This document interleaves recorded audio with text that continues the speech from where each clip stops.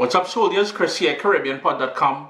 Vibes it up in the kitchen as usual. It is the holiday season, and I promise you guys recipe.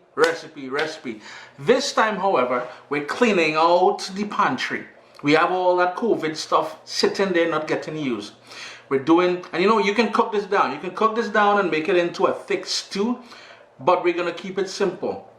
We're doing a lentil soup with stuff found laying around the house and all that. The only thing you may need to get is some smoked pork ribs. Now, if you're not into the pork organized differently, well, I'll tell you, some turkey maybe. Yeah, enjoy this one, man. You're gonna love it. Yeah, you're gonna need a big pot. So this is a cross between a stew and a soup. A tablespoon and a half olive oil. And I've got here a large onion. It's on medium heat at the moment, so a large onion. And right away you're going to see we're going to go in with flavor. Bam! And that flavor is compliments of pimento peppers. If you can't crush pimento pepper, no sweat, you can leave it out. If you don't have it, you can put it, right? Small thing, man. Then we need some garlic. Just going to smash that garlic. And we're going to turn the heat down because we don't want to burn anything. And there's really nothing traditional Caribbean about this recipe. It is just my love for lentils. I'm making use of what I have. COVID's still around, by the way. And we have all this canned goods. So I thought, why not rock a recipe with it? Low heat for now, alright?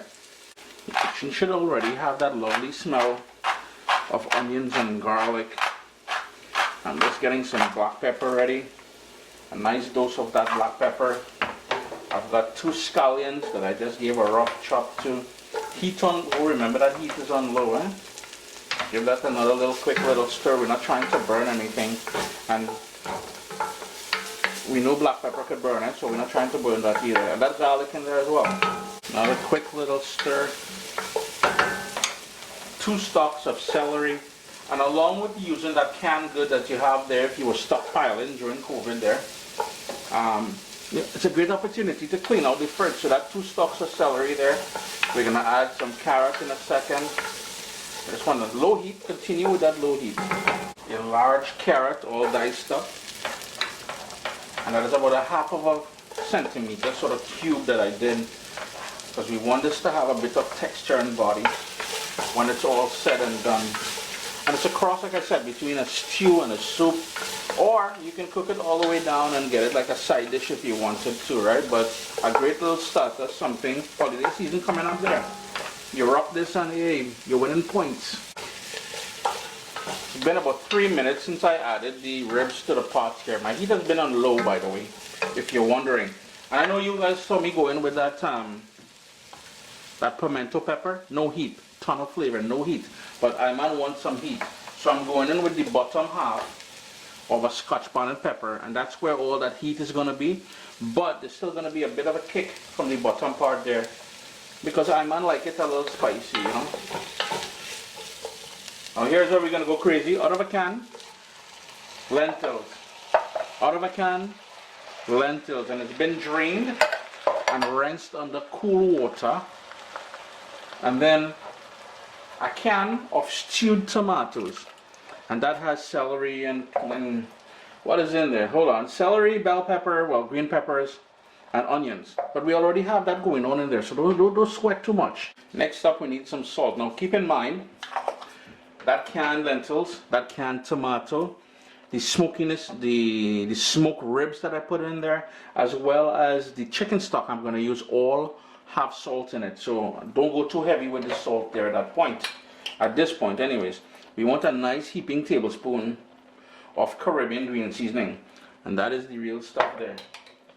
The recipe for that is on CaribbeanPod.com, and Caribbean green seasoning is just pretty much a puree of all the herbs along with garlic and seasoning peppers and all that we like using in the Caribbean. Some fresh grated ginger and skin and everything, eh? Don't worry too much about that. That going in there. Everything going in there. Give that a quick little stir. And that tomato, the acidity in that tomato will help to really bring out the other flavors as well. But we need balance. Cooking is all about balance. So we're going to need some brown sugar in there. And we're going to need some Caribbean browning, just to give it a bit of color as well too. My heat is going to medium now. And we're going to go in with some Caribbean browning, as I said. And that is a tablespoon of that Caribbean browning. Just work that around in there. Take the spoon and kind of rinse it off as well too. And a heaping tablespoon of golden brown sugar. Any brown sugar you have will work, eh? Don't really fret too much. Then to pull it all together, I've got chicken stock. If you want to use vegetable stock or beef stock or whatever stock you have on hand. Remember, we're clearing all the cupboards to make room for more Christmas food. We kind of restocking, but at the same time we're using up everything, because we used the stock that we had downstairs there, the lentils, that stewed tomato, and you know, I have 4 cups of that chicken stock. I'm going to add 2 more cups of that because later on I'm going to add some diced squash in there, again cleaning out the fridge, and some diced potato. And the whole idea is to bring this up to a boil now, and you can see that sort of soupy consistency that we got going on there. We're going to go in a little Worcestershire. Yeah, all you know what I'm talking about. Don't try to get me tongue tied and all kind of, no. Santa watching, behave all yourself and stop making fun of me. Eh? So you can see tiny bubbles starting to happen in the pot there, which means we got a blub blub going. So what we're going to do at this point, I told you I'm clearing out the fridge, so in goes butternut squash. Now I think I hinted earlier that I'm going to put some potato in here. I'm going to hold off on the potato simply because I want the pumpkin or this butternut squash. If you have pumpkin, feel free to rub that pumpkin. I want that to shine.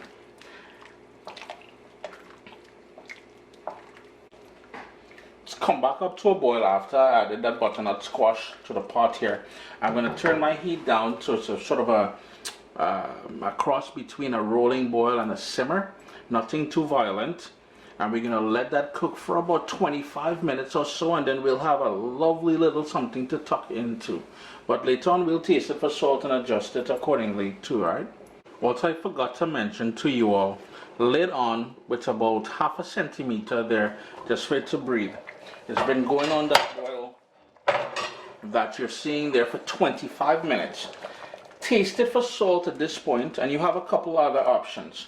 One, you can use the spoon to break down that pumpkin if you want. You can cook it down further, as I said earlier in the video. If you want to make this more of a stew, you can cook it down and let it really thicken up. I'm going to treat this as a soup today. Now remember earlier I talked about potatoes. You can always toss in some potato in there together with the diced butternut squash. But for now, taste it for salt, adjust it, and enjoy what I say. Hold on, one more thing. Pow pow! Friends, you know I like my greenery.